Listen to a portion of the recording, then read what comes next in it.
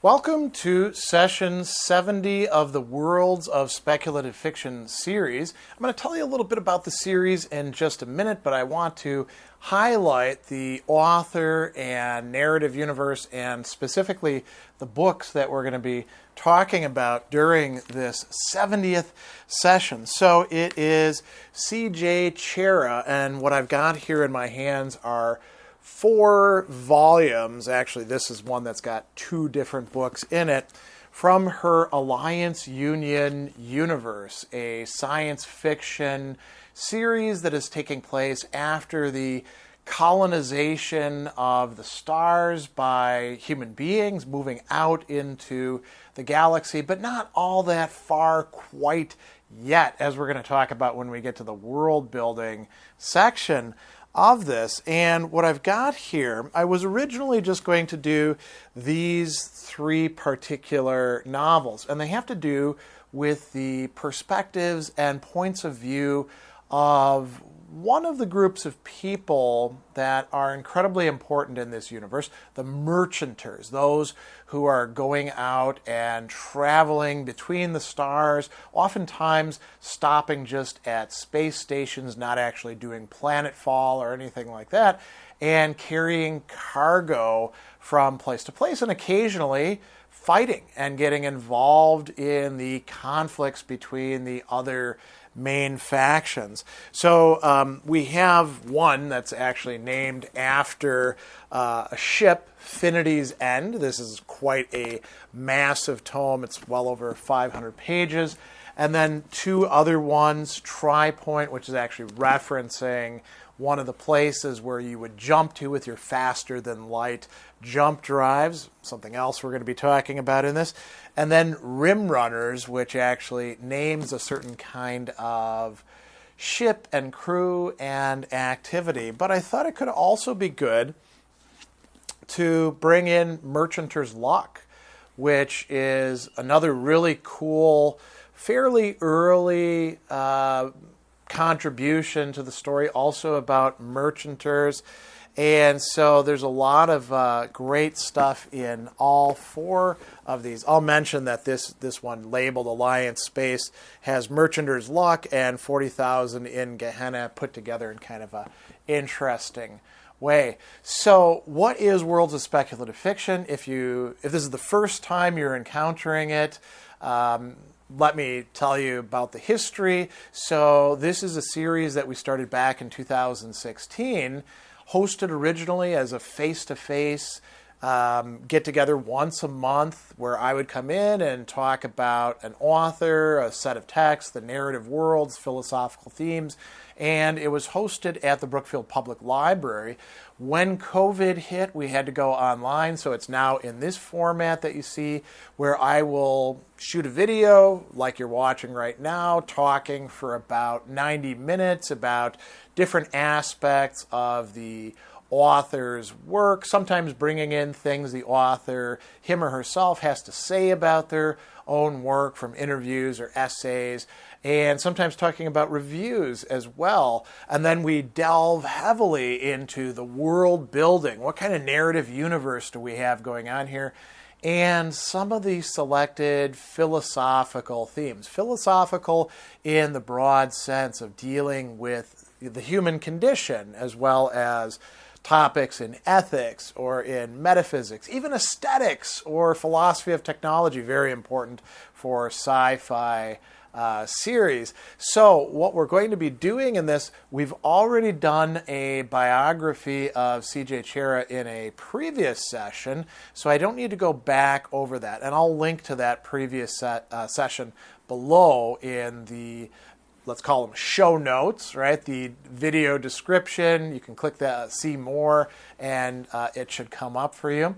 So if you want the biography of Cherryh, then that's available for you. I think we should jump right into talking about this narrative universe, and then we'll get into maybe some of the things that Cherryh herself has to say, but looking specifically at the worlds, which are really ships and stations, where these people live. Although I have to correct that to a certain extent. Finity's End is going to begin on the world that is, got some aliens there, a major food-producing place, the Down Below of Down Below Station at Pell. So we'll go into that. So the first thing that we'll delve into is giving you sort of an overlay of the narrative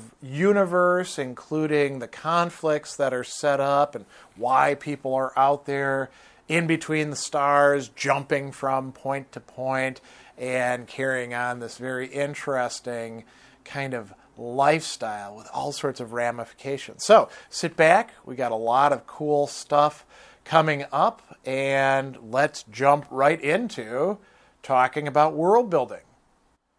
It strikes me that if we're thinking about these 4 Merchanter novels in particular set in the Alliance Union universe, we absolutely have to look at the backstory and the development up to that point and the, we could say, new cultures that are being developed over the course of that time and history. So we're going to do a little bit of backtracking.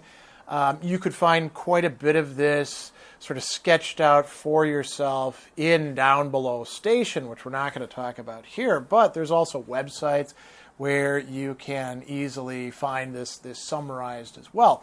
We're interested in this as a rich background for these particular novels, which is also going to be developed further through each of these novels. Each of them you could think of as giving us like not just a glimpse into here's one place that we haven't talked about before, sort of like Ursula K. Le Guin when she's talking about Earthsea. She would say, well, I had the map, and I would think, well, what's happening over in Havnor or Pelm? I have to write a story about that.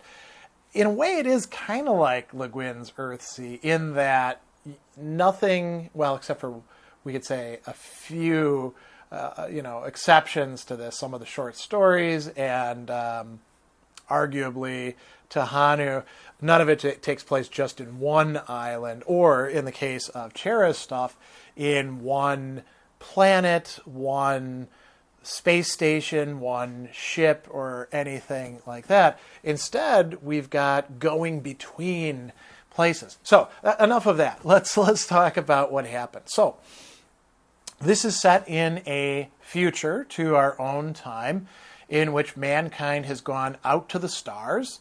It's taken hundreds and hundreds of years, and it wasn't an immediate, oh, well, we ran into the Vulcans and they gave us warp drive and now we're off to the races or anything like that. It was a long, long, laborious process. And so it begins with Earth first, exploring the solar system and being able to set up colonies and stations within that area, mining asteroids, that sort of business. And then going out to some of the nearest stars. And as we're going to see, Cherryh is setting this in a realistic star map. We'll talk about that in just a bit as well. So the very first ships that go out are slower than the speed of light, and it's going to take lots and lots of time to get out there. Earth starts to send these pusher ships, as they're going to be called in Alliance Rising, out to carry materials, and you can't just crash land on a planet and begin colonizing it immediately. First, you build these space stations, and the quickest that they begin building are those that are close to Earth, and this takes decades and decades of bringing the materials, the cores of the space stations, and then settling them there, and then colonizing those with human beings from the solar system. As they begin to do this, the company that's in charge of this is called the Earth Company, right? And they're essentially running the show. They're in charge of everything. But the distances are pretty vast, and information doesn't travel any faster than these ships. And the Earth Company is already starting to lose a bit of its control over things. And then they try to, clamp down as well. And they start developing stations going further and further out so that you can go, you can use, instead of building everything on Earth, you can begin to build things on these stations orbiting stars or planets, and they build the next ones and the next ones and the next ones. And pretty soon, you've got a whole string of these things, and then they go all the way out to two really, really important planets. There's Cytine, which is going to be colonized eventually, and that will actually become the hub of what will be called Union. And we'll get to that in a bit. That's getting pretty far out. The hinder stars, the far out places that take forever to get to. But they also find a planet at Pell where Down Below Station is going to be set, right? And there, not only do they have a planet that's more or less compatible with human life, you do have to wear like a breathing mask because the spores will mess you up, but there's intelligent life, the Hissa, a race of alien beings who work together with human beings. And you can grow crops. You can grow foodstuffs, not just hydroponically, not just, synthesizing things, actual farming taking place. So now we've got humankind spread all over the place. And then they discover faster than light travel. Now, this is not like, FTL stuff in many other series. It messes you up. You have to take drugs, tranquilizers, tranks, if you don't want to be, turned inside out, both in your brain and perhaps even bodily to some extent. And it takes a toll. As a matter of fact, another thing that's coming up in this is, as you're approaching the speed of light, you are going out of the timeline of other people. You're aging at a different rate. And the FTL jump thing makes it even more so. So we've got the, on a technical level, on an economic level, this development going out to the stars, and the faster than light travel is going to turn trips that would take years and years into taking months or even weeks. And that radically changes everything, because the Earth Company is losing more and more control over what's happening out in these distant systems where human beings are. And eventually these distant systems, particularly oriented around Cytine, are going to break away and become a counterforce called Union. And Union, they don't have as many people as Earth does. They don't have quite the resources that Earth does at first. And Earth is actually going to build an entire fleet of 50 carrier ships to go and force the rule, take back the colonies that are splitting off, the stations and colonies that are becoming part of the Union. The Union resorts to cloning and several other kinds of interesting technology that will even the score, and there's going to be a huge war between the Earth Company fleet and the fleet and other operatives, spies, stuff like that, that are defending the Union planets. And it's going to be, in some respects, a war of long attrition. Meanwhile, while all of this fighting is going on, and stations occasionally are being destroyed, and ships are being destroyed, there is going to be two really central developments. And we get to this by the time of Down Below Station, which, again, not one of the books that we're talking about here, but it's part of the backstory for all of these things that are happening. So on the one side, we've got Earth, and we've got the Union, and Pell Station is still officially allied with Earth, and the merchants who go back and forth, they're getting preyed upon both by the Earth colony fleet, right, and by the Union fleet, and they don't like that either. So what's going to end up happening is the formation of a new third power alliance, which is going to be focused or centered on Pell Station, but include a whole bunch of other stations that are not in Union territory and break away from Earth, becoming part of this third force. Meanwhile, what else ends up happening? The Earth fleet has been decimated by losses, and they've also built up a lot of ill will by taking people off of merchant vessels and impressing them, turning them effectively into new fodder for the war. And Madeline decides, he's the commander of the fleet, he decides that he's going to do something daring and different. He's going to go and take the fleet back to Earth and conquer Earth. This is the main fleet for Earth, right? Meanwhile, Earth has been building some defenses and things like that because the war hasn't been going well, and the fleet is not getting the support from the Earth Company for decades now that they felt that they should have. We also have one of his best captains, Sigourney Mallory, who breaks away, and she joins the alliance. She fights against the rest of the fleet and against the Union at Pell, defending Pell Station. Joining her is also a whole bunch of merchants, including the armed merchant vessel Finity's End. Very, very important. And so what we've got now are 4 different factions. We have Earth and the Earth Company. We have Union furthest out. In between them, we have Alliance.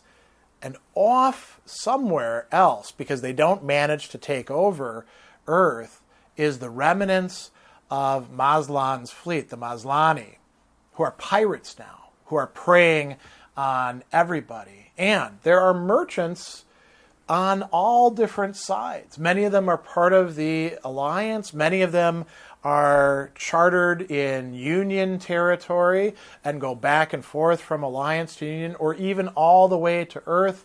Some of them are double dealing, working with the pirates.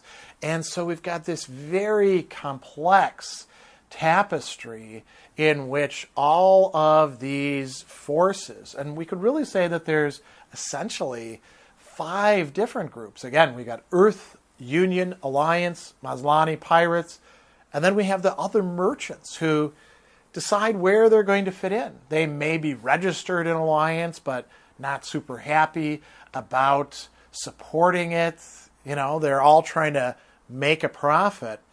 Another thing that we have to point out that's going to be incredibly important, particularly in, really in almost all of these novels, although less so in Rim Runners, but definitely central to Tri-Point, to Finity's End, and in a different way to Merchander's Luck, is that a lot of these ships are family ships. The merchanters sometimes, are going to have ships that are as big as 1,000 crew members, like, Finity's End at its chart, or Dublin again in Merchander's Luck. But there's also the, ships like the Cygnus going under the guise of the Lucy in Merchander's Luck. And so because there's this time differential, and because living on a ship is so culturally and experientially different than living on a station or living on Earth or on a planet or something like that. These ships are going to become their own little microcosm, their own little culture, a place where they have their own laws and norms governing them. Some of them take on people who aren't from their family and bring them into their ship and make them part of it, as we find in Tri-Point. Others don't welcome outsiders, right? And they will stick up for each other, as we're going to find out in Infinity's End. And there's all sorts of very interesting wrinkles that we're going to explore there. So I think this probably gives you enough backstory, world building for all of the other things that we're going to discuss with these 4 novels. I think after discussing Cherryh's own remarks about her work and what other people have said, we might also talk about each of these novels for briefly, and what's distinctive to them, who the main characters are, how the world is being unpacked, revealed, referenced in each of these, and what side these different people, characters, groups, families, factions are actually on, and who they're serving. As I was digging around online, I did find several excerpts from various sites, one from an interview, one from an acceptance speech, and one from a review that I wanted to bring up at this point and talk about a little bit, in part because they do have to do with world building and character and plot development, and also with the nature of these particular merchanter novels. So in the Amazing Stories interview, Cherryh is asked, your Alliance Union universe is stretched across an entire library shelf, captivating the imagination of so many. For those who are not familiar with your Alliance Union, please describe to us the universe and what we can find there. And here's what she says that I think is really interesting. Alliance Union is a future history for which I literally made on sheets of glass and finally on computer a real map of the real stars surrounding our solar system, places like Alpha and Beta Centauri, Epiri, Tau Ceti, etc., and figured out how we could use certain real places as a set of stepping stones to the stars. I worked out how, and humanly why, you could have an interstellar civilization with 9 ships, and where that would lead. It led in the stories to people who wanted to be free of Earth's influence, those that wanted to preserve it, and those that wanted to trade between them and belong to neither. It led to the evolution of a new kind of mindset and the colonization of more places, and ultimately to contact with more than one other intelligence. So just in that paragraph answer, so much packed in there, so much to unpack.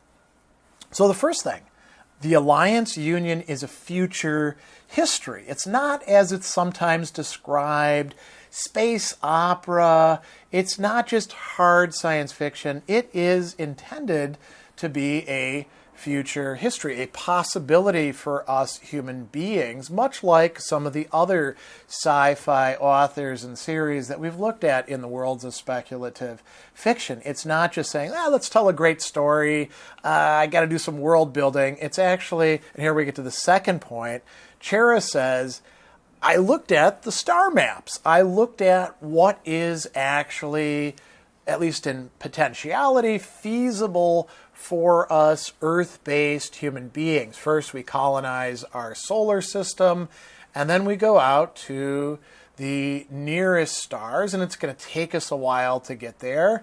And then from there, we can begin building our way outward. And I like that she calls these set of stepping stones to these stars. And then she says, and this is really important, I worked out how, but why? The philosophical question, the question of motivation. Why would we go out to the stars? And some people might say, well, because they're there. That's not enough for people who are going to leave behind everybody that they know and go way the hell out there and become part of some sort of colony or space station and spend the rest of their life isolated from where they originally came. And then I like this other thing that she points out, which we're going to see her talking about in other places.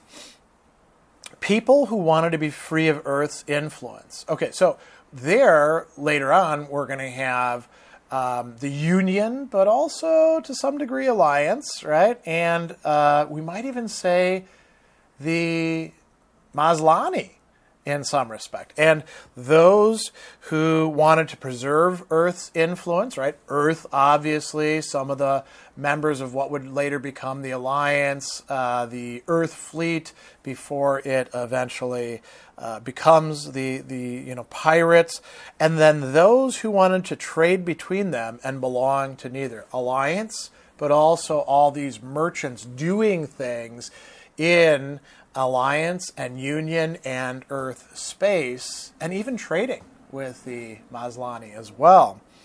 And then the last thing, the evolution of a new kind of mindset, the colonization of more places, and contact with more than one other intelligence, the possibility of encountering alien intelligent life and engaging with them. This is a very interesting set of features of her work. The interview goes on again, and they ask another question. World building is discussed and debated at conventions, on blogs, and in books. Many point towards your works as examples of masterful world building. How did you go about constructing the Alliance Union universe? What aspects of it still remain hidden in your mind that have not yet found a published page? And so Cherryh then says, along with the star map, and I'm delighted to find galactic mapping has become a strong focus of modern astronomy. If I could have found such maps at the time, I would have turned handsprings.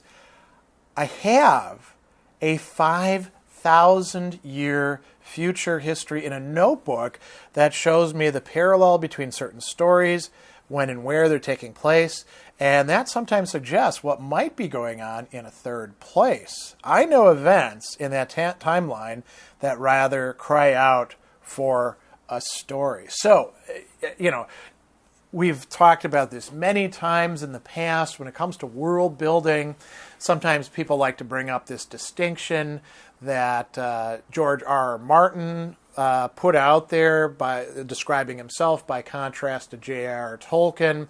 Tolkien is an architect. Tolkien builds not only a world and a backstory, but also languages and ways of life and all of those sorts of things. Whereas Martin said, I'm a gardener. I plant a bunch of seeds and I see which of them actually come up and maybe do a little bit of weeding and watering and harvesting, but I'm not like building everything out in the way that a Tolkien does.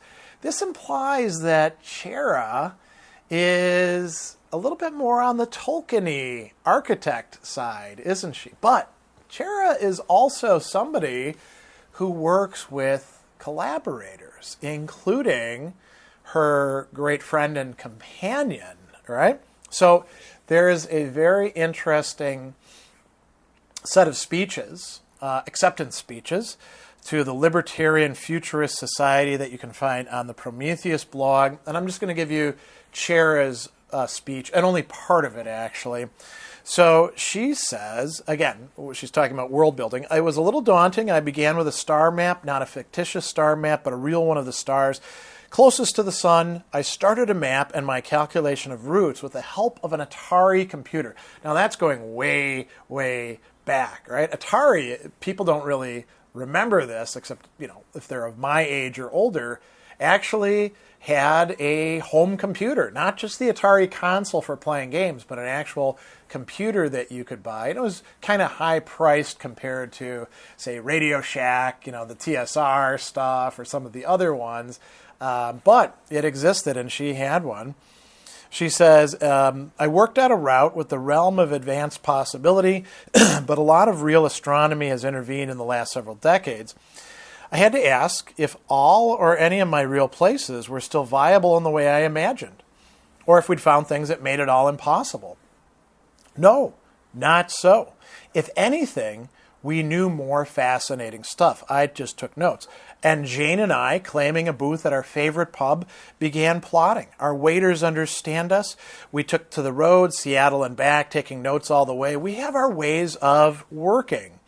We laid out a basic scenario based on hints given in already published books. James Robert had to be involved. That was first. This is talking about a new novel at the time. Jane created some characters. I created others. And we began to figure our way to a crisis.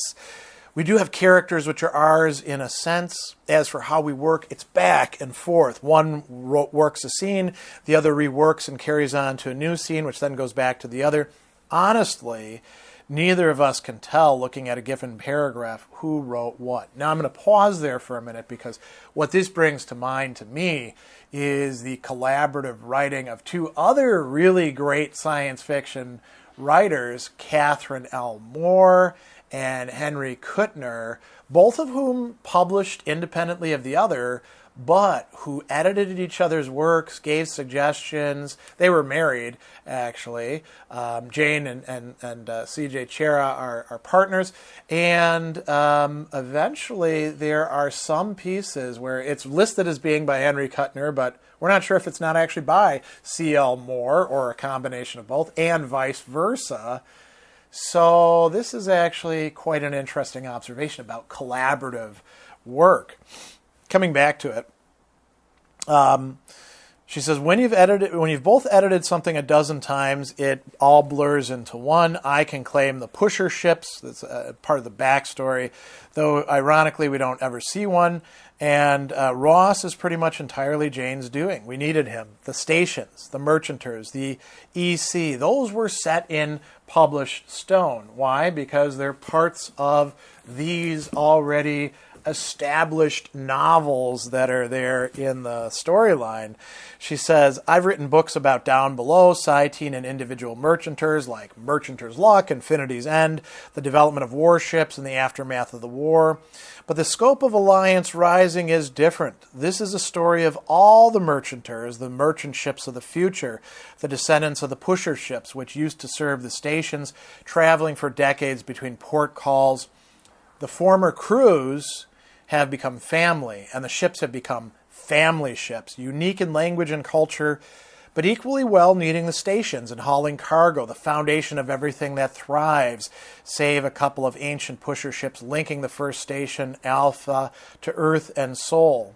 For all their unique cultures, they share a universal language, trade.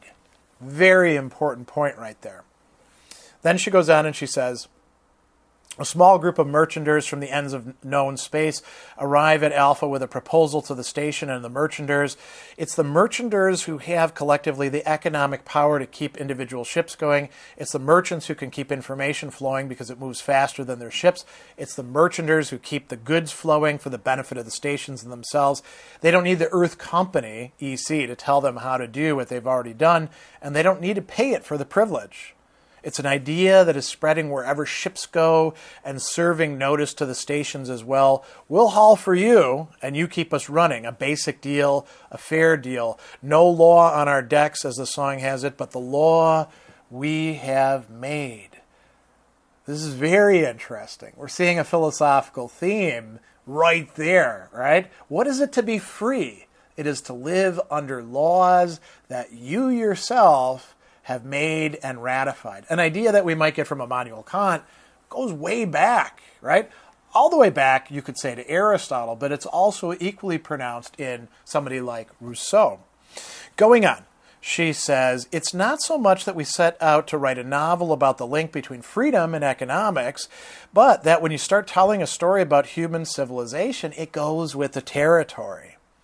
Early on, interstellar economics is pretty simple. The company builds an outpost using a station core built-in Sol system, pushed out to the stars via the pusher ships, mans it with personnel also trucked out from Earth, pays those employees with life essentials and luxury goods, also from good old Mother Earth.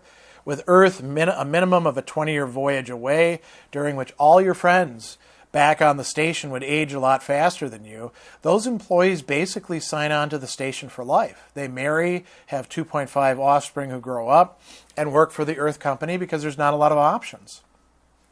This is very important here, though. Each station becomes its own little island. Eventually, the essential setup of the station is done and individuals are left with spare time. Time to produce unique goods with those raw materials that can actually be traded to others on the station in exchange for station credit to buy more luxury items from Earth. So the simple economy begins to get a little less simple. When those locally made goods begin to flow to the other stations in the chain to Tolkein, the web gets pretty tangled. The real chaotic element, which makes the economy linking these three distinct groups, the stations, Earth, and the truckers, or ships, interesting enough to become the character that it is in Alliance Rising, begins when the truckers, the sublight crews, refuse to retire and be replaced. Because of time dilation of near light speeds attained in the voyages, they have become completely out of sync with both Earth and the stations they dock at. Their entire lives become centered on the ship itself, and all they really need is fuel and supplies to get them to the next port. She goes on and says a lot more, but some of this is matters we've already covered in the world building and future history stuff that we just recalled a few minutes ago.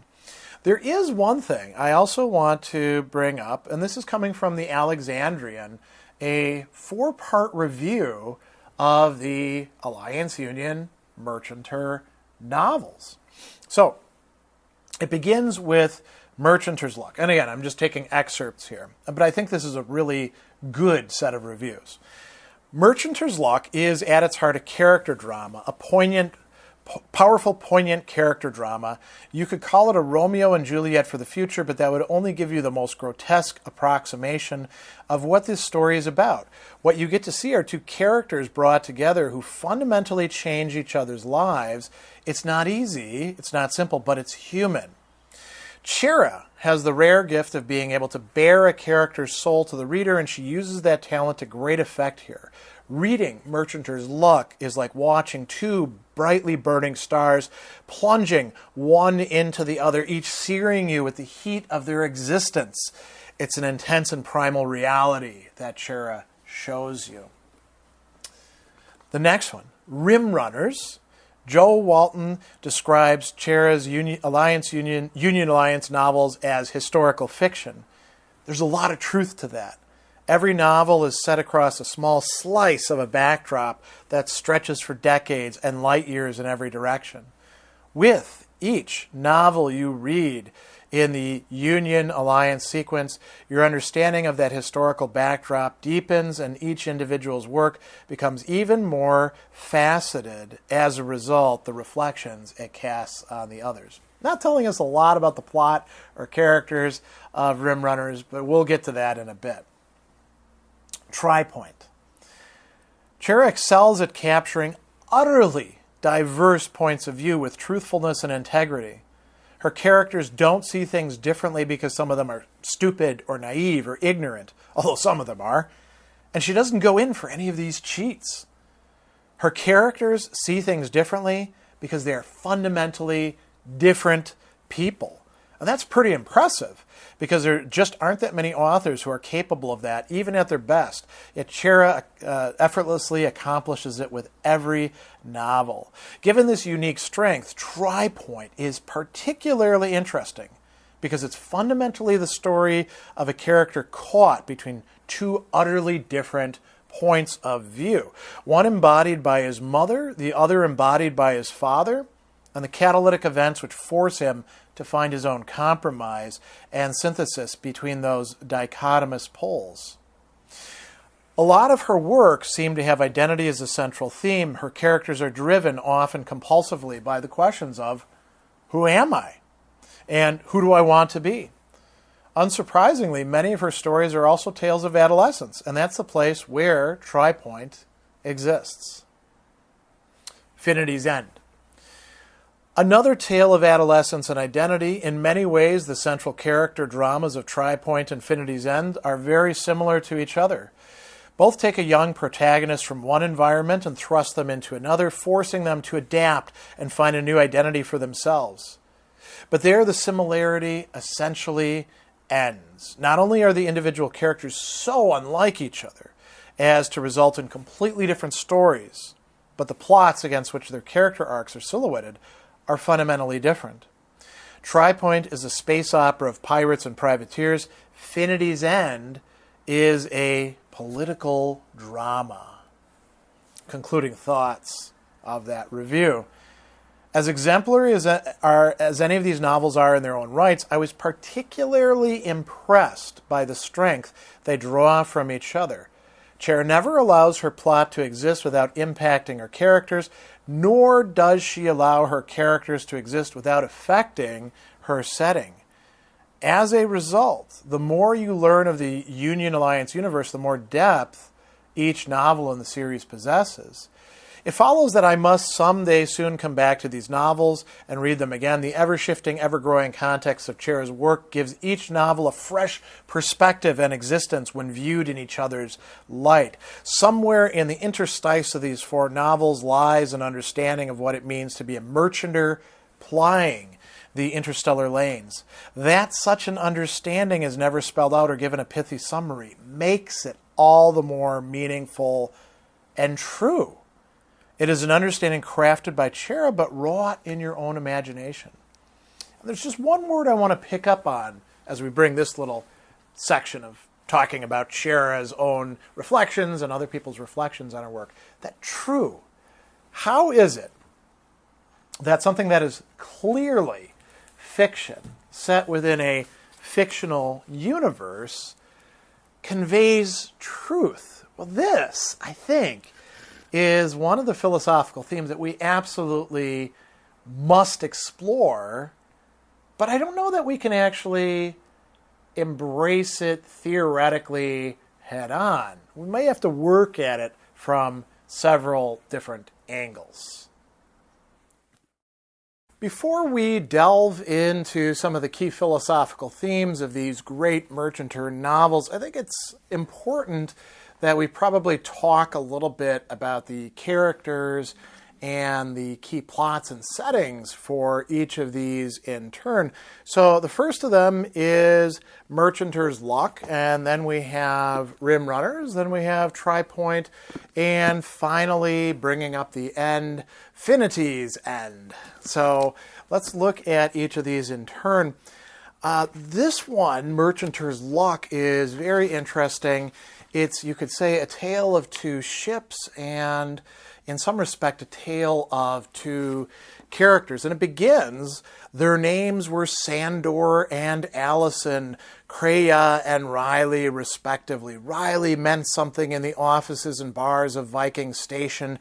It meant the merchanters of the great ship Dublin again, based at far gone, respectable haulers on a loop that included all the circle of Union stars, Mariner and Russell's, Esperance and Paradise, Wyatt's and Sidetine, Fargone and Voyager, and back to Viking. It was a name among merchanters and a power to be considered wherever it went. Creia meant nothing at Viking, having flourished only at distant Pan-Paris and Esperance in its day. At Mariner, under an alias, it meant a bad debt, and the same at Russell's. The Creia ship was currently named Lucy, and she was supposedly based at Wyatt's, which was as far away as possible and almost farther away than reasonable for such a small and aged freighter, claiming to run margin cargo for a Wyatt's combine. So what we've got going on there is a vast contrast. We have Sandor Creia, who is piloting what's now called the Lucy, which was before that the Cygne, and this is a very old ship. It's kind of small, and it was originally a family merchanter's ship, but as we are going to find out, all of his family are dead. And this is part of the legacy of the company wars and their outcome.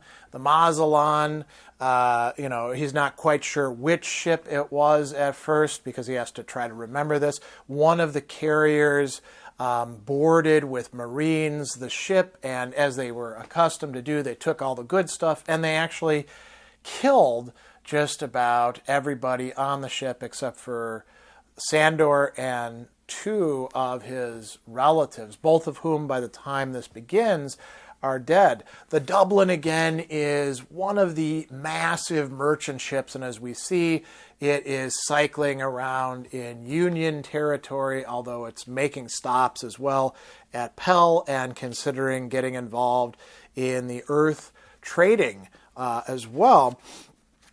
And we find that Sandor is going to fall in love with Allison Riley. And, she's from this very important merchanters ship where she's got lots and lots of cousins, lots of support.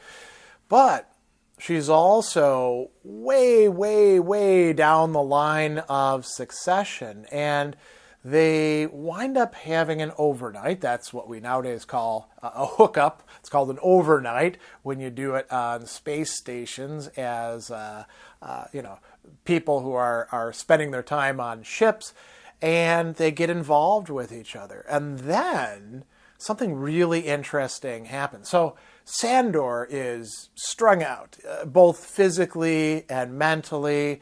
He's trying to run things on his own, and he wants to follow the Dublin again to Pell, and he makes a crazy set of jumps. And we'll talk about the nature of jumps a little bit later, which makes him kind of a minor celebrity. And when they run into each other, they become involved again. And interestingly, the Dublin again is willing to extend credit and protection to Sandor and the erstwhile Lucy. And the reason they're willing to do this is not just to break in on a new commercial territory, and it's not just because they're willing to send a small bit of their crew to help out with Sandor, who doesn't trust them immediately, including Allison once she gets on his ship. It's also because the Alliance battleship, or rather carrier, run by Mallory, is also involved, and they're going to use this ship, the Lucy, to flush out some of the Mazatlan forces, including an entire carrier that's going to show up. And interestingly, once they get on the ship, and by they I mean the Dublin, again, crew, comprised of 4 members, they're going to discover that the ship is actually, in many respects, mysterious and sealed off, in part because Sandor doesn't want to go to these parts of the ship where his family was living, and there are entire, areas that are just left the way they are. He also won't give them the codes until later on, and there's a standoff between them until they get to the space station, and all hell breaks loose. They wind up being boarded by the Mazatlan forces. Sandor and one of the other crew are taken to the station and interrogated, and then the cavalry proverbially shows up and winds up saving them.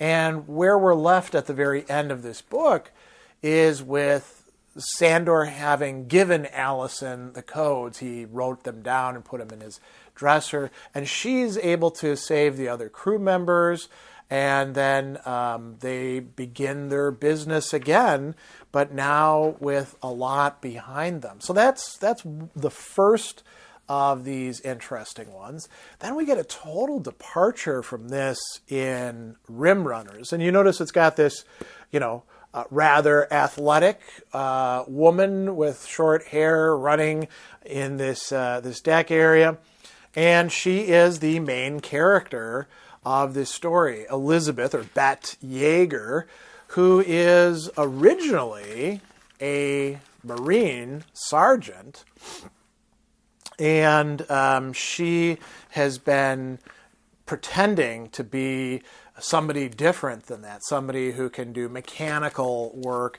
and she got left behind during the time of the company war. So she has had to go under disguises for quite a long time, and we meet her here stuck on Thule, a rather decrepit, broken down station, and she's got this identity worked up for herself: Jaeger Elizabeth A., machinist, freighter, 20 years. Born to a hired spacer on the freighter Candide Citizenship Alliance, age 37, education level 10, no relatives, previous employment, various ships in systemer maintenance, Pell, and she's trying to find a ship to get on. But Thule is way the hell out in the middle of nowhere, and she's been there for nearly a year, and she gets involved in some problems. Again, sort of like the previous character in Merchanter's Luck, getting close to the end of her resources, both psychologically and physically, and also monetarily. And she winds up getting involved with, first she ends up killing a man in a bathroom who's trying to assault her. Then she gets involved with this bartender who then tries to blackmail her, and she ends up killing him as well. And now she definitely needs to get off that station. So she is going to sign on to a ship, and she has to find a way to fit herself into the culture of that ship. And she does. She gets on to the Loki, and the Loki's doing some kind of weird stuff. It's supposed to be a merchanter ship. It's not a family merchanter ship. It hires crew here and there, and they come on board. But it's not what you could call, using this term that we see here, an honest freighter, right? They're actually a ship that is engaged in some skullduggery, we could say, and they're doing all sorts of interesting stuff, selling information, and there's a lot of politics on this ship, and she gets herself involved with a guy who goes by the name NG, no good. He's kind of messed up. He was a screwed up character to begin with, but he also had to undergo a jump without tranquilizers, and that did a number on him as well. And they are going to wind up at a space station just as a Madeline carrier is coming in, and this will allow her to, you might say, rise to the occasion, reveal who she is, use her former Marine training against the people who she used to work with, the now turned pirates, Maslany. So that's another interesting story about a person, you could say, finding their way. And we have a similar third story in the longer Tri-Point, where we have a guy who you could say is caught between two families, two ships, two inner worlds. And so we begin by looking at this ship, the Sprite. I'll just mention this is a good line. 200 ship years old Sprite was, not a big ship, not as old as Dublin or Finity's End, not a glamour ship, no long runs, no memorable action in the war, just a light-armed, hard worker that kept the goods moving and delivered the heartbeat of civilization where she made port, and the information of her last port flowed into the current ports, data on banks, stock reports, trade figures, births and deaths, books, entertainments, news and inventions across the web of stars. The tick and pulse of everything human was in Sprite's databanks when she docked. And so this is another important ship, and the captain is currently Misha Hawkins, and there's Thomas Hawkins, who is his nephew, and then we find out that he is the product of a rape on one of these overnights. And his father is Austin Bow. And we hear about another ship, the Corinthian, right? Austin Bow was Corinthian senior captain. Misha and Marie kept current using dockside sources he didn't have. Marie is the mother of the main character here, Tom. And so what we're going to see is these two ships wind up in the same place at the same time. This rarely happens, but it does happen. And Marie goes out looking for some sort of revenge. And the revenge that she's going to get largely involves figuring out what the Corinthian is up to. She knows that they're not an honest freighter. They're doing something somewhere. And she goes out looking for them, and her son goes along as well and is, going to try to keep her out of trouble and perhaps, find some things out for himself as well. And what ends up happening is Tom Hawkins gets caught going through the Corinthian and essentially impressed into the crew. And this is very interesting because he has a younger brother who is, a half-brother, really, who is an important officer in the crew. And now that he's on that ship, well, he's the son of the captain, but he also doesn't quite fit in. He's kind of an enemy, and these are enemies to him, but he has to become a member of this crew. And there's a lot of back and forth, a lot of fighting, a lot of adventures happening, some loyalties. He meets a really strong guy who works in the galley named Tink, becomes friends with him, winds up having a romantic interest. And eventually, interestingly, the two ships now, especially since Marie, she's very smart, very resourceful. She makes an argument for following the Corinthian to the same place. Now, on the way, the Corinthian is going to be revealed as once, sort of like in the Rim Runner, the Loki, doing some stuff that's not quite on the up and up, right? They're actually helping to supply the now pirate Maslany fleet, as do some others as well. We're going to see that coming up again in Infinity's End, too. And so this winds up, a very complex set of subplots.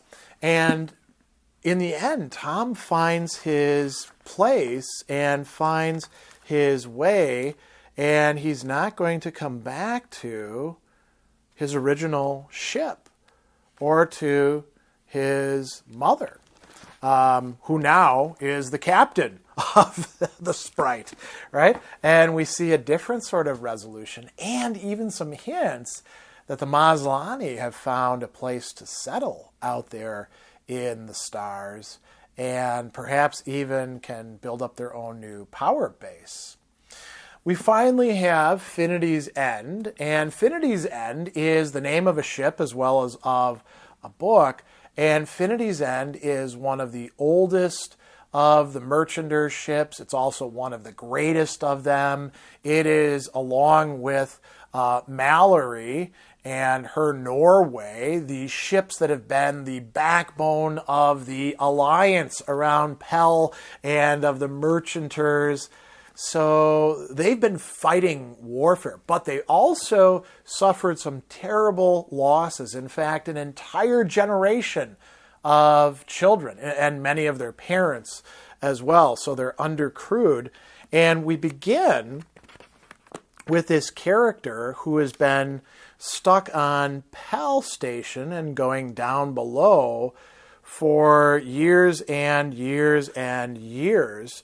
Now, down below actually has these aliens called the Hisa, or down belowers, who are working sometimes on the station. And this young, really man, you can say, because he's around 17 years old at this point, Fletcher, he has become friends and, even you could say intimates of some of them. And he doesn't want to have anything to do with the ship Finity's End, but they come to a legal decision about this, and he has to report back to the Finity's End, and we see all sorts of interesting legal maneuvers. Let me just read you this. So, two legal papers waited Ellen Quen's signature in the matter pending before the Court of Pell. In the final settlement of the aforesaid claim against the merchant ship Finity's End, James Robert Neihart, senior captain, Finity's End, her crew and company tender 150,000 credits to be held in escrow against all charges whatsoever of and whatever origin, public or private, as of this date pending. Said amount to be placed in Bank of Pell to clear all debts of Fletcher Robert Neihart, a national of Finity's End. He belongs to that ship, right? He's a citizen of that ship. And he's had to live with foster parents since his mother committed suicide when he was quite young. Debt paid. Finity's End simply sent the agreed amount to the Bank of Pell, and the legal dispute that had troubled all of Finity's wartime dockings was done with. Further claims and debts of any sort would be judged against that 150,000 credit fund. It focused the political infighters and their lawyers on a single achievable prize, not a kid and his surrounding issues. So he winds up having to go on to Finity's End and find, again, we see a common theme here, having to find a way in there. Of course, he runs away before this and gets close to dying because, the world down below of Pell Station, you have to wear respirators and things like that. But they do get him, and now he is trying to get away from them if he can, but also trying to figure out where he fits in. And there's a lot going on, including some of the people tricking him, treating him badly, him fighting also against them. And then we have this incredibly important precipitating matter. He is allowed to bring an artifact from the Hisa, which was given to him by the most senior of them when he ran away, onto the ship. It winds up being stolen. I won't tell you who stole it because I'd like you to read the text itself. I will say this. It leads effectively to, we might say, an international incident, or the equivalent of that in merchandise space between the different factions and the different ships. And Finity's End, the captain, is not only trying to take Finity's End away from military matters, back to civilian matters and trading. They're also trying to ferret out this network of traders, merchanters, who are supplying the Maslany fleet. And this is happening in part in Alliance space, but also in Union space and in other places as well. And so the artifact being stolen and then being found again, particularly because it's involved with the crew of a ship that they've been following, who wound up stealing it and selling it, is going to lead to a new configuration of power. And by the end, we find that Fletcher has himself become an effective part of his ship, his homeland, so to speak, of Finity's End. So we have some interesting common themes. As you hear me recall this, you notice character arcs of somebody who is in a bad situation, doesn't really fit in, but has had to come up with an MO for their life, being thrown into new situations, figuring out how to deal with the people that they're involved in larger plots and machinations, and having to find a place for themselves. And I think that is really one of the key themes of all of these merchanter novels. And I'll say this as a last thing, and we are getting into philosophical themes here. To find a place for yourself isn't to find a place alone, lonely, solitary. And it's not just to lose yourself in a crew, it's to form important relationships, and not just one. Very often there are love relationships in quite a few of these, but it's also relationships of friendship and relationships of comradeship and affinity, in many cases family as well. Trust has to be built and earned and tried in order for these characters to develop and even come to the point of, we might say, flourishing, finding out who they are within a matrix of always vulnerable relationships. So that's a good summary, and we've already started getting into some of the philosophical themes. So now let's look at some of the other philosophical themes in more detail. In C.J. Cherryh's Alliance, Union, Universe novels, one of the things that we find is a very interesting feature of the ways in which human beings have to live out there in the stars is the jump into hyperspace, traveling from point to point. And one of the main features of this is you have to actually be able to carry out calculations and set things up so that you can jump, and you need mass that you can orient yourself around. This is why tri-point winds up being such an important juncture point. And not everybody knows exactly where all of the masses are. So we see that there's a character, for example, discussed in Tri-Point, who is a former fleet navigator, and she's got all this stuff up in her head. And because of that, she's a wanted person. We're more interested, less in that intrigue, we'll talk about some of that later, but more in what it is that jump involves and what it does to human beings. So it's not like in all of these stories and movies and TV shows where you just go, let's go to warp or let's go to hyperspace, and the stars suddenly change and you're in one place and then you go to another place. It takes a massive toll on human beings. And so maybe one of the places to begin is with Finity's End and Fletcher, because he has to experience this for the first time. And interestingly, his mother was stranded on Pell. Finity's End didn't show up to pick her up, and she actually overdosed herself on the drug that they have to take. And so this is a really central feature of jumping. If you go through it without taking the tranquilizers, you're going to have problems, as we'll see a little bit later on. So this is the very first encounter discussing this. JR is coming by and saying, you need to have tranquilizers. And he says, jump drugs. It's a regulation. You have them on you at all times. You didn't report to infirmary when you boarded. They were inevitability staring him in the face, the event he most dreaded. Why? Because his mother had died because of them. Nobody told me. Fine, I'm telling you now for all future time. Scared to give yourself a shot? No, he'd never done it, but he'd watched it. You just put it against your wrist and push the button. Kicks if you have one malfunction. They don't, but if it should happen, you're supposed to have a second. Whenever you use one, you've got to drop by medical. That's A10. Day before jump, there'll always be a box sitting out for you to take what you need.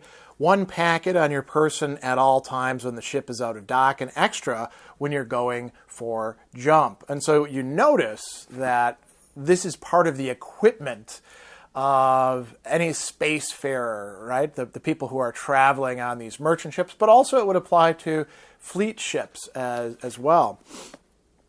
So then he says, there's three. This time, yes, Tri-Point's supposedly safe as a dockside stroll these days, but nobody on this ship would bet his sanity on it. A jump point's a lot of dark where you can still meet somebody you don't want to meet, and if we should, you'll hear the siren blowing when you come out of jump, and you'll have just enough time to hit yourself with that second shot. You've got to keep clear-headed and do that or you're in serious trouble. Not to scare you, but this ship has enemies and people have gone into hyperspace without Trank, but most don't come down the way they went in. And so then he says, when you board, for the record, next thing after you turn in your baggage at the dock, the packets are on the counter, pick them up. And he goes on, right, and he says, pick up the drugs, sign the list. So a little bit later on, they actually do jump, and we read an interesting account of what that was like for the first time for Fletcher. And there's a little remembering period where he talks about, or he's thinking about his time down below. But we'll start here. He pushed the packet hard against his bare forearm. The spring kicked. He didn't feel it as sharply as he thought he should. It didn't sting. He held the clear packet up to his eye. The plastic was flat against the packing, fluid depleted. It had gone in. It looked as if it had. Maybe he should take the other one, in case. Maybe he'd ejected on the bedclothes instead of his arm. Fletcher, did you do it? Are you all right? Yes, he was shivering, but things were growing distant. He felt the drug insinuating itself through his veins. It had gone in. He'd just been so scared he hadn't felt the sting. He was getting slower, and lighter at the same time. Maybe the ship had cut the engines. It felt that way. We have that memory, and then we hear, Fletcher, someone said from outside, and he blinked, shaky, sick. Someone, his eyes were blurred, lifted his head up after several tries and succeeded after he began to cooperate with the effort to lift him. Someone put something to his lips and said, drink, so he closed his lips on the straw and drank. It was what his body needed. A taste told him that. That somebody was a younger cousin, Jeremy. The place was the ship. The arm he was holding himself up with began to shake. The place smelled like sweat and old clothes. Something wrong with the ship, he found the strength to panic and tried to sit up. No, Jeremy said. Keep drinking the juice. I'm a senior by a month. I get the shower first. Well, did something happen? He called after Jeremy, thinking because it had been so short a time, they must have aborted the run. But things had changed. He felt his face, the little trace of beard, dead skin that rolled off under his fingers. His clothes were disgusting, like month-old laundry. The smell was him. We're at Tri-Point, Jeremy called back from inside the shower. Drink the juice. You'll be sorry if you don't. We're going to be blowing velocity in a bit. Don't panic if the ship sort of goes away. It just does that. It's kind of wild, about 2-3 times. He had 3 packets of the stuff. He drained the first. There was a terrible moment of giddiness where the deck seemed to dissolve under him and the walls went nowhere. He was utterly disoriented and slumped down in the bed until the feeling went away. Going on a little bit further, that was the first, Jeremy called out. Damn, that was hard. First what? He felt sick at his stomach. V-dump, Jeremy yelled back. There was the sound of the shower breaking, hyperspace style. We don't go up all the way. We just sort of brush it, slows us down. He knew something about hyperspace. He'd never imagined feeling it. They just touched the hyperspace interface. He felt shaky and ripped open another juice, so thirsty his mouth felt dusty. Things tasted too sweet and too sour. The green walls had a flavor. The smell had a color, and not a pretty one. Most of all, the dreadful thing had happened. He was no longer at Pell. He was out of the reach of home, and the only thing he could think of was a desperate need for liquid, and what taste told him what was in that liquid. He ripped open another drink packet. He sat there sipping mineral-reinforced juice until Jeremy came out to look for a change of clothes. Going on a little bit more. He felt like hell, and they were going to be working. And we get, an emergency happening as well. And so what do we see in this little vignette? So when you travel through hyperspace, tranked up in the jump, it seems like it just takes a moment, but you're actually out of it for a long time. And this increases the time-space distortion that happens for those who are traveling between the stars. It's one reason why the merchanters become, you could say, their own little subcultures associated with their ships by comparison to the people on the stations, by comparison to the people back at Earth. And so we have some other interesting depictions as well. And in Rim Runners, we find out that Elizabeth, or Bet, she winds up being so strung out close to the time that they do the first jump that she realizes she can't go to medical. She needs to get herself back up to, some limited amount of health, or she's going to stand out too much. Now, there was an interesting reference to what happens if you don't have the tranquilizers when you go into jump. And so we have this character, NG, which means no good, right? That's his nickname.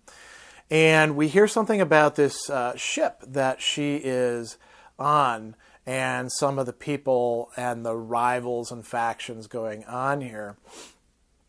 So, here we go.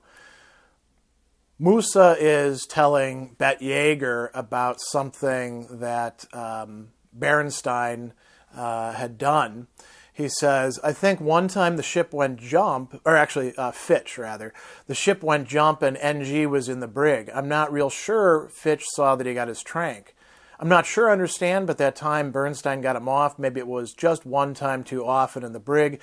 Maybe it was that jump and looking that spacewalk in the face. But I'm not sure that didn't happen, just the way I said. Fitch hates his guts. We had an emergency. We had to go to jump. NG was dead the way Fitch had to figure. But once Bernstein got him reprieved the other side of jump, no way was Fitch going to tell the captain what he'd done. Can't prove it. NG don't talk. I'm not real sure all of him came back from that trip. God. Not saying it's so, understand, no way to prove it, don't even think about it. We're legitimate now, we're Alliance, there's rights and there's laws and the captain signed on to them. But they aren't on this ship, woman, and you don't get off this ship. No way you ever get a discharge from this crew. I hope you figured that when you signed your name. You skip on a dockside, Fitch will find you. You go to complain to station law, Fitch will lie and get you back. And you'll go on a cold walk, that's sure. Fitch tell you that? And so we see that NG has been, damaged goods in many respects from the effects on the human brain of taking a jump through hyperspace without the drugs that you need in order to make that work. We get some interesting things also coming up in TriPoint. Now, this is with people who've done plenty of jumps and are, perfectly fine with it. So this is the discussion about what else could be going on in this, space or this time that you have to your own, where you might have visions, you might experience synesthesia of sorts. So here we go. This is the way Marie had dealt with his childish fancies, made fun of them, sometimes fallen in with them. She said they were all right. And then he goes on and he's musing a bit more. Sometimes, often, you felt a sexual dream coming when you were falling into jump. Psychologists like Aunt Lydia always said, don't do it, particularly if you aimed at being operational crew, because if you ever got into that habit, it happened too easily, and you might not come back in time to handle operations. Addictive, they said. Nothing about the experiences was real, of course, except your own side of the experience.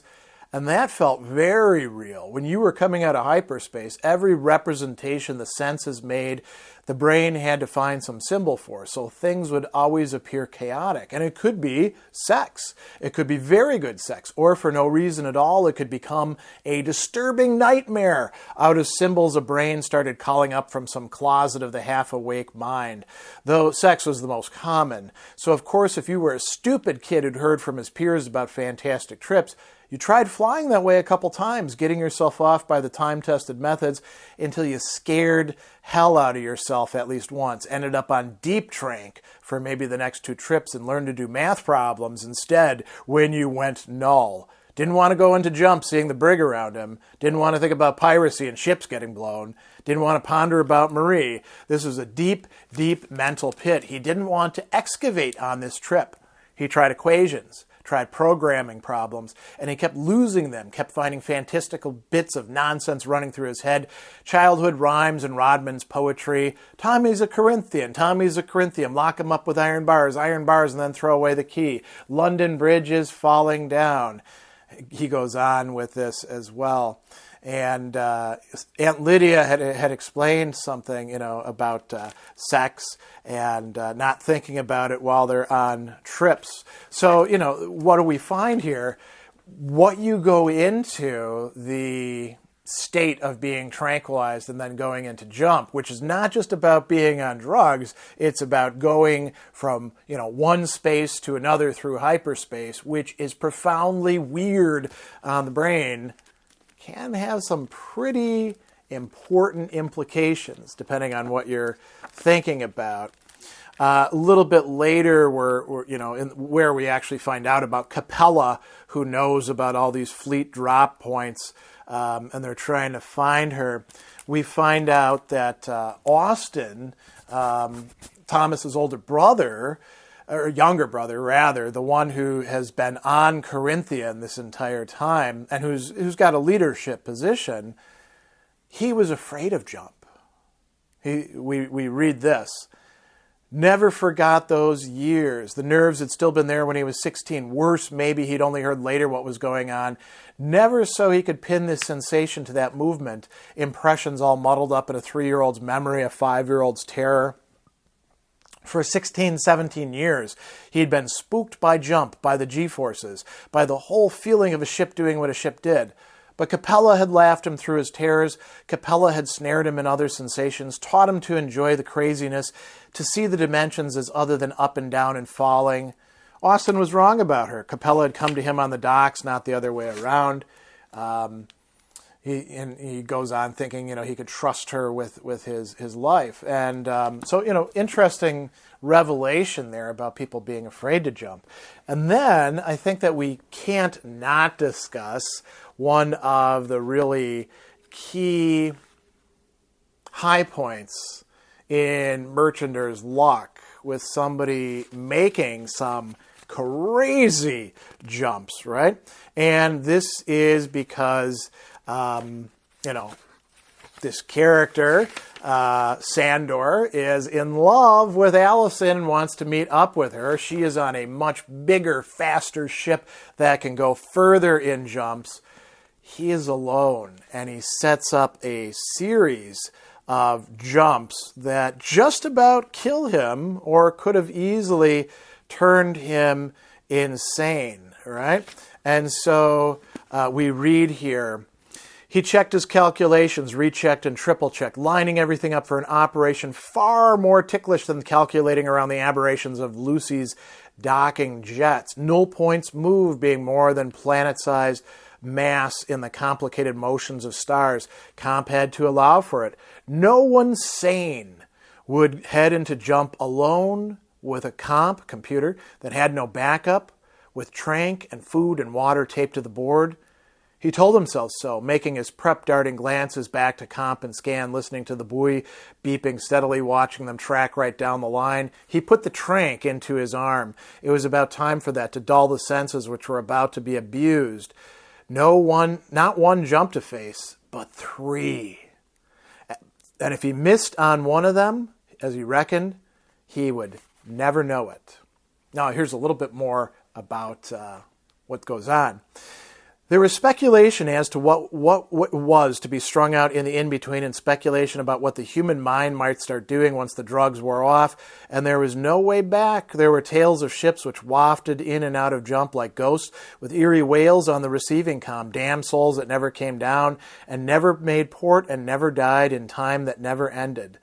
But those were drunken fancies, the kind of legends which wandered station docksides when crews were topping one another with pints and horror tales, deliberately frightening stationers and in-system spacers who believed every word of such things.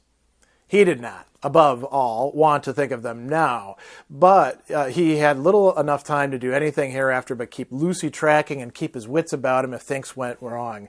If he made the slightest error in calculation, he could spend a great deal of time at the first null point getting himself sorted out, and he could lose Dublin.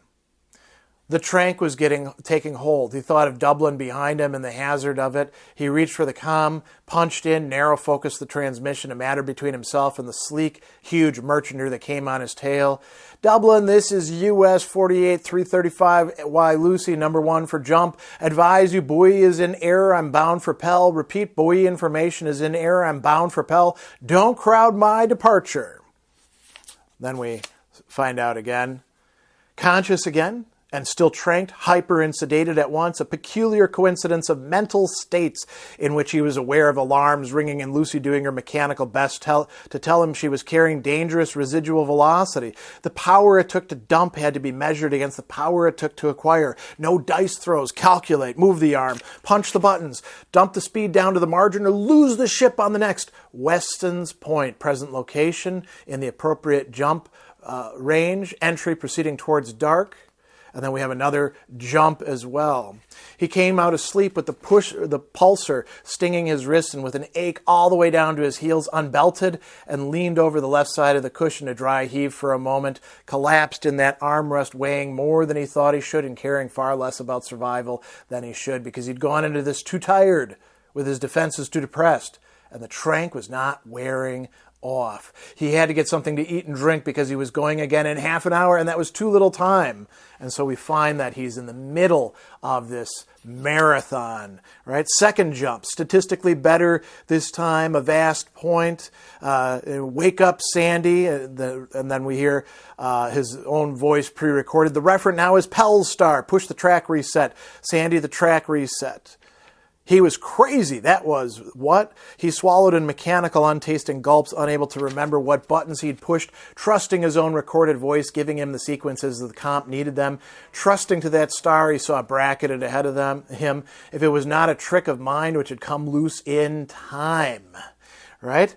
And then we find that he's really strung out by the time that he actually gets to Pell's star. And then we hear something really interesting. Once he actually gets himself docked and off of the ship, first he has to discuss something with a police officer, Alliance Security Operations. And then when he gets through, he finds out from somebody, puts a mic in his face. You know the whole station's been following your comm for 5 hours, Captain. Did you know that? No, he stared helplessly, realizing his face recorded made public with Lucy's name and number. I'm tired, he said, but the microphone persisted, thrust towards him. And then they ask him some more questions, and eventually, here we get to it. He says, I just want to get to the bank. I didn't do anything. You cleared a Viking to Pell in a month in a ship that size, solo? What kind of rig is she? Excuse me, please. You don't call what you did remarkable? The reporter asks. I call it stupid. Please. He shoved through, with people surging all around him, his heart hammering in panic. People as far as he could see. And all of a sudden, she was there. Allison Riley was straight in front of him, wide-eyed as the rest of the crowd. You're crazy, she said. You're outright crazy. And then she takes him to the bar, gets some food in him, some drinks and things like that, and then takes him for an overnight. And she shoves him down in the middle of his chest, and he nearly fell down. Idiot, she said to him, which was not the welcome he'd hoped for, but what he reckoned now he deserved. He stood there paralyzed in his misery and his mental state until she pulled him over to the bed and pushed him down on it. She started working at his clothes with rough, abrupt movements as if she were still furious. Roll over, she hissed at him and pulled at his shoulder and threw the covers over him, and he fell asleep. So quite a story there as well, quite romantic. But you see the centrality of this experience of going out to the stars. This is something that the merchanters are going through fairly routinely, but you have to be initiated into it. And there are terrors even for those who understand what they're doing, because it remains a foreign experience. And it's something that can be planned for, but it's also containing all sorts of moments of the unforeseen as well. So this is a really important feature. I think something that Cherryh depicts so well. I've only read you a few of the passages, the many passages where she discusses the effects of jump through hyperspace on human beings. I've already exceeded the 90-minute mark that I had set out for these videos as sort of a goal, so I don't want to go overly long past that, and thanks for hanging around this far. But I do want to touch on one other majorly important philosophical theme that I brought up before, and I've talked about trauma, and we can definitely say that dealing with the difficulties and the losses that one has had imposed upon oneself is a major theme, a problem that is set for really all of these characters in these stories. You know, particularly Merchander's Luck, we've got a ship that you could say is kind of a ghost vessel, right? Because Sandor has lost his entire family. He's closed off entire portions of the ship. It was raided by the Zelazny pirates, who took what they wanted, killed just about everybody, and left just a few of those. And he's had to scrape by, you know, counterfeiting and taking on all sorts of disguises, changing the patch, the name of the ship, claiming things that are false, and then he's offered the chance of something like legitimacy, but it's not something he can ease into right away and trust. As part of the crew of Dublin again comes in. Finity's End, we have all sorts of interesting matters, and we have Fletcher is dealing with the loss of his mother, the fact that the ship that now he has to be a part of didn't seem to want him for a long time. He's got to find his place in this, and then, deal with losing his connection with the down belower Hisa aliens. In Rimrunners, we have, a middle-aged woman who has to keep her identity a secret. And I'm not going to read too much, but I do want to bring up just one part of this. So she's recalling her own history. A fool kid had volunteered herself onto Africa's deck, volunteered because Africa was going to take what they wanted from the refinery ship at Pan Paris anyway, which was always the young ones, and that was her. Better choose, she'd thought then, because that way you were a volunteer and that was points on your record. And because she hated her life and hated the mines, and she wanted starships more than she wanted anything. And the fool kid had found herself in something she'd never remotely imagined, and the fool kid had figured out damn fast how not to be a fool. The fleet taught you that straight off, or it broke you, and she was still alive.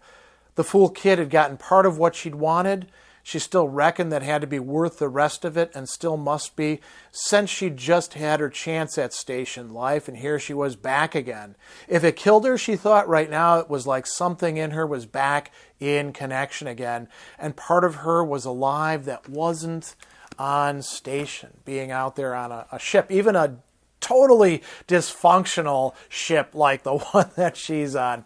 And we have the contrast in Tri-Point, between the ship that he's originally on, the Sprite, where there's a kind of messed up family situation, and then, being stuck on the Corinthian and figuring out what they're, how he's going to fit in there. Tom has to deal with that. And so there's all sorts of, not absolute traumas, but damage done to the person that they have to figure out how to progressively take a look at and heal and start to go beyond. And this is always going to involve, in every one of these cases, if not being connected with the entire ship as a whole, although we can say that in every case, the character, in the case of Sandor, he's already connected with the ship as a whole, but he gets connected with something larger than that ship as well. The patronage of Dublin, again, being involved with the Alliance fleet and things along those lines. But with everybody else, they're coming onto a ship and figuring out how to place themselves, how to build up relationships through misunderstandings, through missteps, through dealing with difficult situations of conflict, figuring out who they can trust and who they can't, who's rotten, who's corrupt, who's just venial, who can be relied upon, who has a good heart, how far the relationship can go. And all of this within frameworks of rules that are there in part to keep everybody alive and to allow there to be a mission, a teleology, we're about this sort of thing. And that may be changing. For example, in Infinity's End, we find out that, Infinity's End has been one of the Alliance fleet warships, and they want to change back to legitimate trade. And this is going to require, showing their character as a family, as a ship, as a whole. So each one of these main characters, and many of the other characters as well that are connected with them, are caught up within this situation where they always have to make decisions, and they have to decide what is going to be valuable and be prioritized, the ethical choice for themselves, and what is going to be allowed to take second place or even be ruled out altogether. Sometimes this is values, sometimes this is cargo, sometimes this is missions, sometimes this is people and relationships, and even their own conception of themselves. And so what we see interestingly, each of these Merchantr novels is growth taking place on the part of the main character. Each of them, you could say, is in a certain way, even though in a few of them we're talking about, young adults or even middle-aged adults. It could be called a coming-of-age novel if that wasn't such a trivial way to talk about it. Instead, perhaps, we should think about these as posing ethical problems, issues, dilemmas that then are resolved through the narrative, and not perfectly, and sometimes leaving things behind. So, for example, by the time we get to the end of Infinity's End, we see that, Infinity's End has succeeded in bringing about this new configuration of the Merchanters in both, Alliance and Union territory. And Fletcher now fits into the crew, and the captain is actually dying and having to be, replaced by a new generation. A very nice resolution.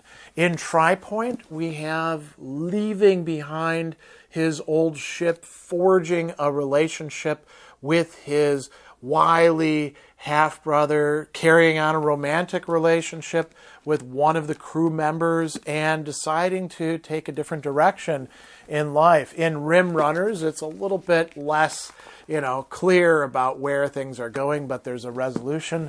And interestingly, in Merchanter's Luck, we began with a love story, and at the very end of Merchanter's Luck, it's not clear where Allison and Sandor really are with each other anymore.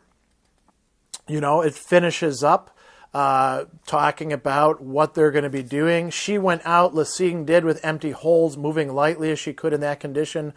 Comp talked to them, commending them that they'd got it right. Jump coming up, Sandy, find your referent. Got it, Allison said from number 2 post, talking back to Comp and to him. And the numbers came up on the screen. The checks came in from the others' routine matters. They headed for Pell for station cargo this time and reckoned Dublin would pass them on the way. There was a bet on inside Lessing about elapsed time and drinks when they got there. He reckoned to win it, knowing his ship but it was all one account anyway, right? They're all part of a combine now. So this is a really important theme, I think, and it takes a while, and it takes a certain attentiveness to see this. I will close by saying that had I read these when I was much younger, I probably would have paid less attention to the ethical dimensions of the person and the development and, relationships in these stories. And I probably would have been, bored at those points, as I often was. But now I see that this is one of the great strengths of Cherryh's writing in these merchanter novels that are so rich in so many different dimensions, but the ethical dimension, absolutely important. So that brings this to a close, a little bit longer than I had expected. I hope that if you haven't read these, that you'll go out and get them and read your way through them. C.J. Cherryh is quite an amazing author, and who knows, maybe someday down the line we might see more of this material coming out as well. But for the time being, that is it for this session.